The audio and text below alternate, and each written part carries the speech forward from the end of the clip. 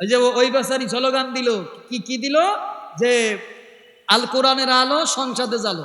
তো এই সংসদে যখন বলেছে আল কোরআনের আলো ঘরে ঘরে জ্বালো, তখন কিন্তু আপনারা জোরে জোরেই কন। আর যখন বলা হয় সংসদে জ্বালো, তখন কিন্তু আপনাদের কণ্ঠের আওয়াজ একটু নিচু হয়ে যায়। তার মানে এখনো এই জায়গায় এমনও পাবলিক বসে আছে আল কোরআন সংসদে যা করাতে চায় না। না অভ্যাস তো জানে, ও জানে যে সংসদে কোরআন গেলে আমার চাঁদাবাজি চলবে না, আমার চুরি চলবে না, চাঁদাবাজি চলবে না, ভণ্ডামি চলবে না, ঠিক কিনা? কোরআনের প্রতি যদি এত দরদ হয়, কোরআনের প্রতি যদি এত ভালোবাসা হয়, 54 বছর বাংলাদেশ স্বাধীন হয়েছে, এই 54 বছরে বাংলাদেশে একটা হেফজখানা সরকারি করা হয় না। আমাদের ছোট ছোট মাসুম বাচ্চারা তারা রাস্তায় দাঁড়িয়ে থাকে টাকা কালেকশনের জন্য, এই টাকা দিয়ে তাদের এই হেফজখানা চলে।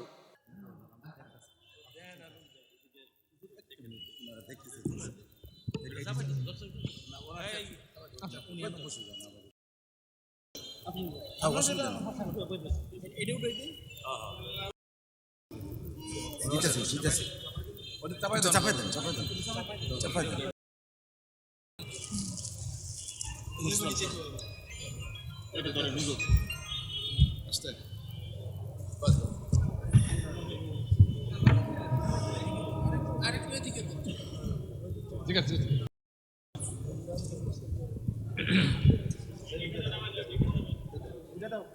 এই ভোট আইতেছে না, ভোট আইতেছে তো, এই ভোটের সময় কিন্তু মানুষ দায়রা করেন, দায়রা খেলা খেলছেন, কেউ দাঁড়িয়ে আমাদের খেলা খেলছেন। এমনি গেলে কই দল্লা, হেমুরা গেলে কই দল্লা, হেমুরা গেলে কই লাল, কই বা।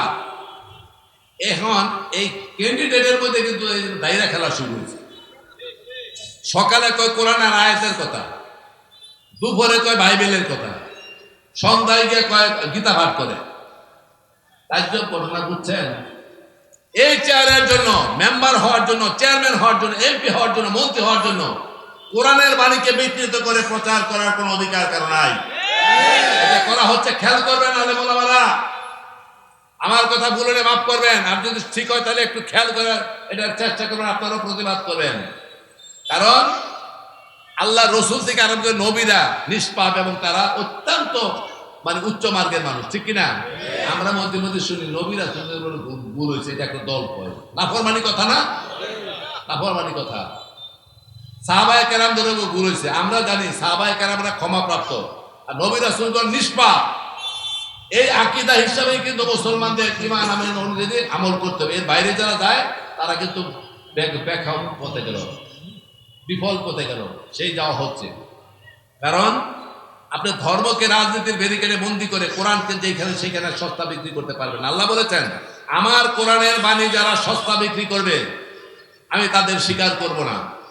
এখন ভোটের জন্য দানের কথা বলতেছি, এইটা যদি কই আমি দানের শীষে ভোট দিলে জান্নাতে যাবেন, এটা নাফরমানি কথা না? শিরকি কথা কিনা বলেন? আমিও যদি বলি যে দানের শীষে ভোট দিলে জান্নাত লাভ করবেন, এটা শিরকি কথা কিনা? আরে জান্নাত দেওয়ার ক্ষমতা আমার মতো দূরের কথা তো। মাত্র 10 জন ব্যক্তিকে আল্লাহ রাব্বুল আলামিন আল্লাহ রাসূলের মাধ্যমে 10 জন ব্যক্তিকে জান্নাতি হিসাবে ঘোষণা করছে, কিয়ামত পর্যন্ত তার কোনো লোক না। সেইখানে অনেক কয়েকই বলে জান্নাতি হইবেন এই মার্কায় ভোট দিলে, অন্য মার্কার কথা নাই কইলাম। আমরা ধানের শীষে ভোট দিলে আমরা জান্নাত পাবো, এটা আমরা বলতে পারি।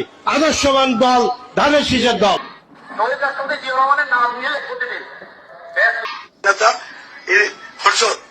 ওমর রাদিয়াল্লাহু আনহু স্যার খলিফার এক খলিফা, আমার নেতা শহীদ প্রেসিডেন্ট জিয়া রহমান স্যার খলিফার মতো একজন, আমার নেতা তারেক রহমান অর্থাৎ আলী। ওই মার্কায় ভোট দিলে জান্নাতি হবেন, নাফরমানি কথা, শিরকি কথা। কোরআন হাদিসে কোন জায়গায় আছে নাকি যে কোনো মার্কায় ভোট দিলে জান্নাতে যাবে? তার তো নামাজ রোজা সবকিছু বাদ দিয়ে খালি 5 বছর পরে একটা মার্কায় ভোট দিলে জান্নাত হয়ে যাবে। এইগুলি কেন বলা হচ্ছে? রাজনৈতিক ফায়দা হাসিলের জন্য কোরআনকে বিকৃত করা হচ্ছে, মানুষকে বিভ্রান্ত করা হচ্ছে, দোয়াশা সৃষ্টি করা হচ্ছে। এটা কোরআন দিতে দেওয়া যাবে না।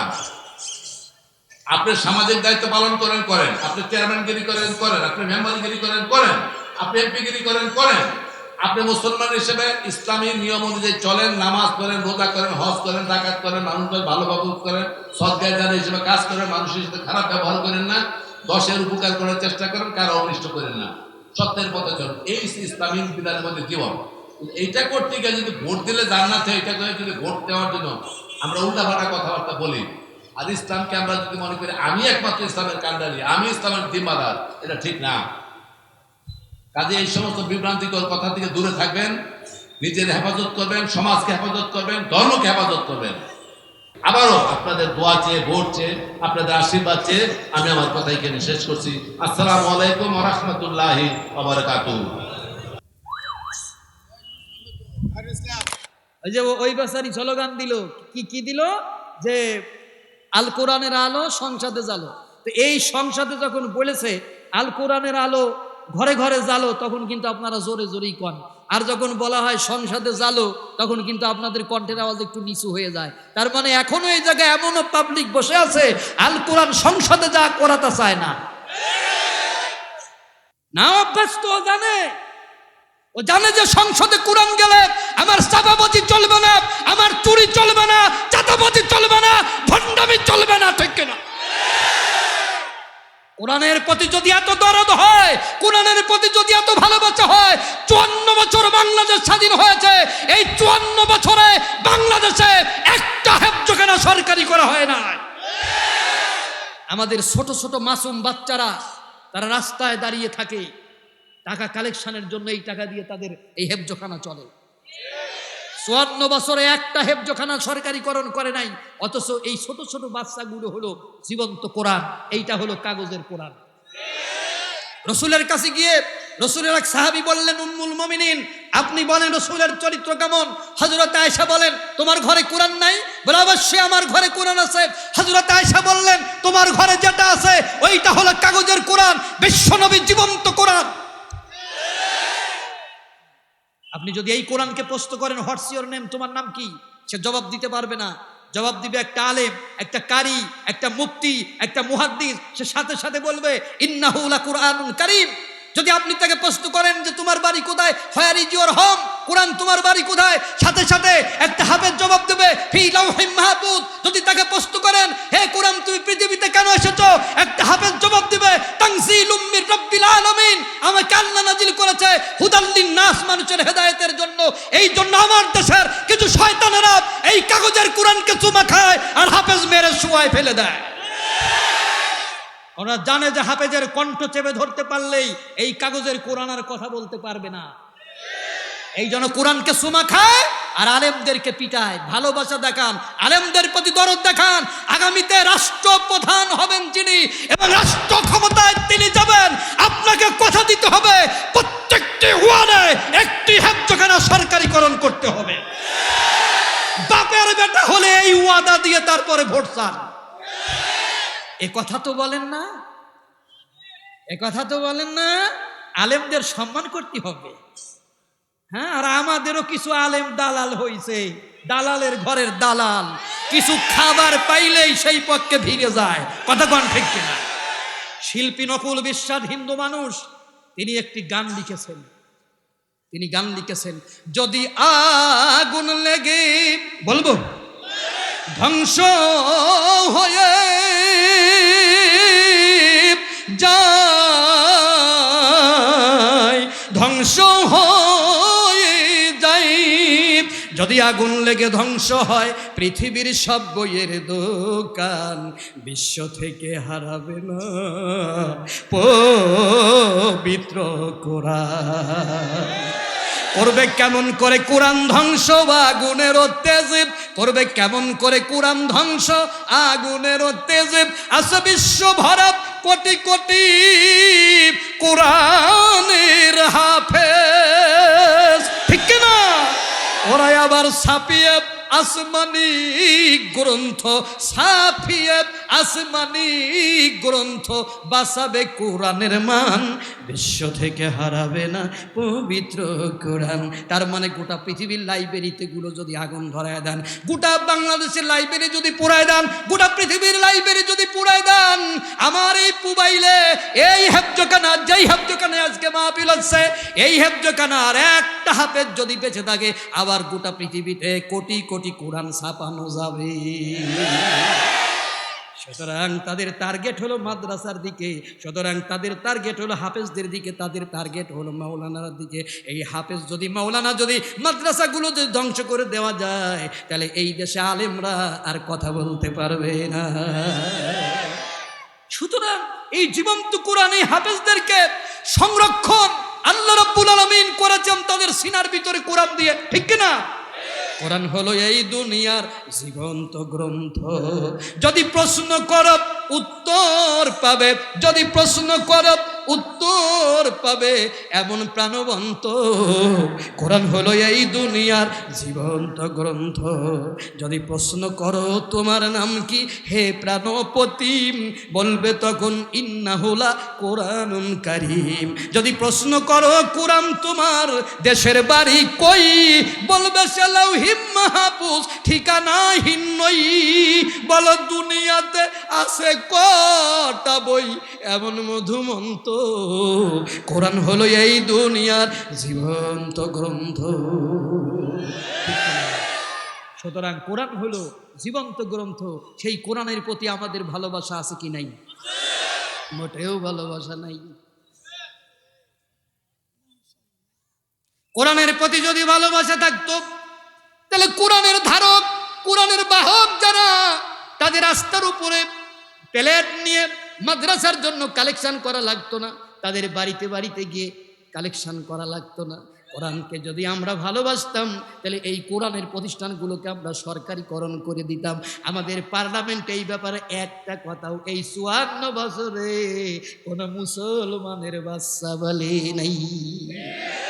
অথচ আমরা হুজুরদের ভালোবাসি, কি কোনো ভালোবাসা নাকি? প্রাইমারিগুলো সরকারিকরণ করে দিয়েছে। এই প্রাইমারিতে কি পড়ায়? একদম বাগদম ঘোড়া ডিম সাজে, ঢাক ডোল সাজুরো বাজে, বাজতে বাজতে চলল ঢুলি, ঢুলি গেল কমলা ফুলি, কমলা ফুলির টিয়েটা সূর্যি মামার বিয়েটা, সূর্যি মামার বিয়ে হবে কবে? সার ও সার, কবে বিয়ে হবে? সত্য কথা না মিথ্যা কথা? হাট্টিমা টিম টিম তারা মাঠে পারে ডিম, তাদের খাড়া দুটো শিং। পৃথিবীতে এমন কোন প্রাণী আছে হাট্টিমা টিম টিম তাদের খাড়া দুটো শিং, তারা আবার মাঠের ভিতরে ডিম পারে? এইটাও মিথ্যা কথা। এমন প্রাণী পৃথিবীর ভিতরে একটাও নেই। তারপরে বাপুরাম সাপুরে, কোথা যাস বাপুরে, আয় বাবা দেখে যা, দুটি সাপ রেখে যা, যেই সাপের চোখ নাই নাক নাই, করে না কো ফুসফাস, মারে না কো ডুস দেয়। পৃথিবীতে প্লাস্টিকের সাপও ফুসফাস মারে। সুতরাং এইটাও মিথ্যা কথা। ওই প্রাইমারিগুলোতে বসে বসে মিথ্যা কথা পড়াচ্ছে। তাদের আপনারা বেতন দেন, আর যেখানে আল্লাহর কোরআন মুখস্থ করানো হয় ওই জায়গায় আপনারা বেতন দেন না, ওই জায়গায় এসে করেন শুধুমাত্র করুণা। এদেশের মুসলমানেরা আগামীতে আর কোনো করুণা চায় না, এদেশের মাওলানারা করুণা চায় না। এদেশের মাওলানারা পার্লামেন্টে যাবে আর কোরআনের রাষ্ট্র কায়েম করবে।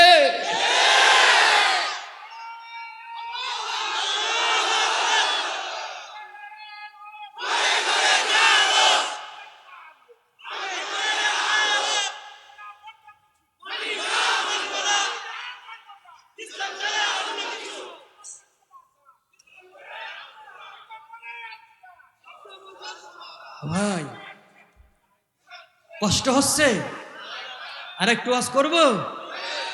আর এক গ্রুপ বেরিয়েছে নির্বাচনের আগেই উমরা, নির্বাচনের আগেই কি? হ্যাঁ উমরা। সে এইটা নিয়েও এক শিল্পী একটা গান গাইছে, আমার ভালো লাগছে। আমি শিল্পী টিল্পী না, কিন্তু এগুলো আমি জোগাড় করছি, আমি একটু আপনাদের শোনাবো। তো সে বলতেছে, যদি মক্কায় গেলে আল্লাহ মিলতো, নবী মিলতো মদিনায়, দেশে আইসা পাপ করতো না।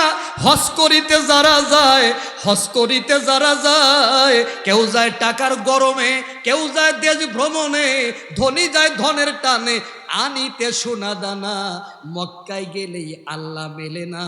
ও ভাই শোনো না, মক্কায় গেলেই আল্লাহ মেলে না, ঠিক কিনা? মক্কায় গেলেই যদি আল্লাহরে পাওয়া যাইতো, তাহলে তো আবু জাহেলের বাড়ি মক্কায় ছিল, ও আল্লাহরে পাইছে? কথা কয় না। আবুল আহাবের বাড়ি মক্কায় ছিল, কে আল্লাহরে পাইছে? তাহলে ও আল্লাহরে পাইল না মক্কায় থাইকা, আর তুই বাংলাদেশের সেকেন্ড আবু জেহেল, নকল আবু জেহেল, ভেজাল আবু জেহেল, তুই সৌদিতে গিয়া আল্লাহরে ম্যানেজ করবি কিভাবে? আবু জেহেল অরিজিনালটা আল্লাহরে পাইল না, এই কারণে সে মক্কাতে আল্লাহর দিন কায়েমের বিরোধিতা করেছে। সে মক্কা থেকে নবীকে বিতাড়িত করে মদিনায় পাঠিয়ে দিয়েছে, এই জন্য সে আল্লাহকে পাইল না। তুইও বাংলাদেশের 2 নম্বর আবু জেহেল, মক্কায় গিয়ে আল্লাহরে পাওয়ার কোনো সুযোগ হবে। সম্মানিত ভাইরা, সুতরাং বিচারক তিনি হবেন, আমার দিকে তাকায় আছেন, বিচারক তিনি হবেন যিনি আগে নিজের বিচার নিজে করতে পারবেন, নিজের দলের মানুষের বিচার করতে পারবেন, নিজের ভাইয়ের বিচার করতে পারবেন। তিনি বিচারক হবেন না যিনি অন্যের দলের বিচার করতে ব্যস্ত, নিজের দলে চোর গুন্ডা বদমাইশ বেড়েই যাচ্ছে, সেদিকে কোনো খেয়াল নাই। এমন লোক বিচারক আমরা চাই না। নিজের দলের থেকে বিচার শুরু করবেন, তারপর অন্যের বিচার করবেন। কিন্তু আমরা দেখি নিজের বিচার আমরা করি না, নিজের পরিবারের বিচার আমরা করি না, নিজের দলের বিচার আমরা করি না, অন্যের বিচার করা নিয়ে আমরা বেশি ব্যস্ত হয়ে গেছি। কথাগণ ঠিক কিনা? নিজের দলের লোক চোর, ডাকাত, গুন্ডা বদমাইশ, নিজের ছেলে গুন্ডা বদমাইশ, চোর, এগুলোর আমরা বিচার করি না। বিচার আমরা অন্যের মানুষের করার জন্য প্রস্তুত আছি। নিজের ভিতরে যে দোষ ত্রুটিগুলো সেগুলো আমরা সংশোধন করার চেষ্টা করি না, অন্যের ভুলগুলো ধরা নিয়ে আমরা বেশি ব্যস্ত হয়ে পড়েছি। কথাগণ ঠিক কিনা? হযরত উমর ফারুকের কাছে মামলা আসলো তার ছেলের ব্যাপারে, তিনি কি তার ছেলের বিচার করেন নাই? তিনি কি তাকে শাস্তি দেন নাই? অথচ আজকে কয়জন পিতা আছেন বুকে হাত দিয়ে বলেন তো যে আপনি আপনার ছেলের বিচার করতে পারবেন? কয়জন নেতা আছেন আপনি বলেন তো যে আপনি আপনার দলের লোকের বিচার করতে পারবেন? যে বিচারক তিনি ন্যায় বিচারের স্বার্থে আগে নিজের বিচার করবেন। কিন্তু আমরা দেখি যে বিচার নিজের করে না, অন্যের বিচার করার জন্য, মানে নিজের দলের ভিতর চোরের অভাব নাই, অন্য দলে চোর খুঁজে বেড়াচ্ছে। এটাই আমরা দেখেছি, এটাই আমরা দেখেছি। আসলে বিষয়টা হয়েছে কি, আপনাদের একটু বুঝাই আমি, শোনেন। তাফসীর করতে গেলে বা কোরআনের আলোচনা করতে গেলে একটু উদাহরণ দেওয়া লাগে, না হলে বোঝা যায় না। এক এলাকার নিয়ম হলো, কেউ যদি রমজান মাসে রোজা না রাখে, এটা আঞ্চলিক বিচার, এটা পেনাল কোড অফ বাংলাদেশের কোনো বিচার না, এটা হচ্ছে আঞ্চলিক বিচার, এটা বিভিন্ন এলাকাতে আছে। তো ওই এলাকার নিয়ম হলো, কেউ যদি রমজান মাসে রোজা না রাখে তাহলে তার কঠিন বিচারের মুখোমুখি করা হবে। তো দেখা গেল যে 27শে রমজানে একটা লোক রোজা না রেখে বাজারের উপর দাঁড়িয়ে কলা আর পাউরুটি খাচ্ছে। এটা একটা অপরাধ না? আস্তে কনকা, জোরে কোন অপরাধ না? এখন ওরে ওই এলাকার যুবকেরা ধরেছে, ধরে ওই এলাকায় যে বিচার করে তার কাছে নিয়ে গেছে, নিয়ে বললো, মাতবর সাহেব, আমাদের এলাকায় মাতবর বলে, আপনারা কি করেন?